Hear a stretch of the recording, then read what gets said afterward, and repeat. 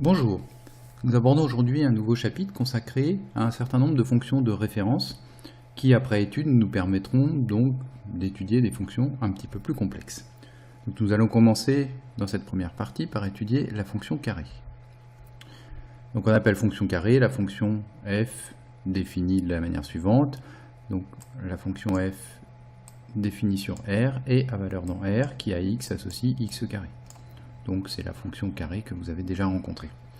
Cette fonction possède une courbe représentative que nous pouvons tracer grâce au tableau de valeurs qui est là. Donc l'image de moins 3 par f c'est bien sûr 9, moins 3 au carré donne 9, l'image de moins 1 c'est 1, l'image de 2 c'est 4, etc.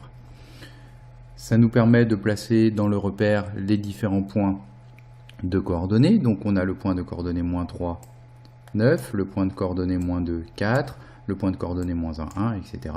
Et de tracer donc ici la courbe représentative de la fonction carré qu'on appellera une parabole.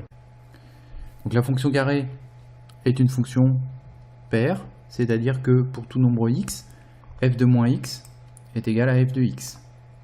C'est une propriété qui se vérifie très facilement puisque f de moins x c'est moins x carré, mais moins x carré est égal à x carré quelle que soit la valeur de x, et donc qui est égal à f de x. On a donc bien f de moins x égale f de x pour tout x nombre réel, donc f est bien une fonction paire. Le fait que f soit une fonction paire, c'est caractérisé par une courbe qui est symétrique par rapport à l'axe des ordonnées. Si vous reprenez la représentation graphique de la fonction f, c'est-à-dire notre parabole que nous avons tracée à la page précédente, vous remarquez que cette parabole est symétrique par rapport à l'axe des ordonnées.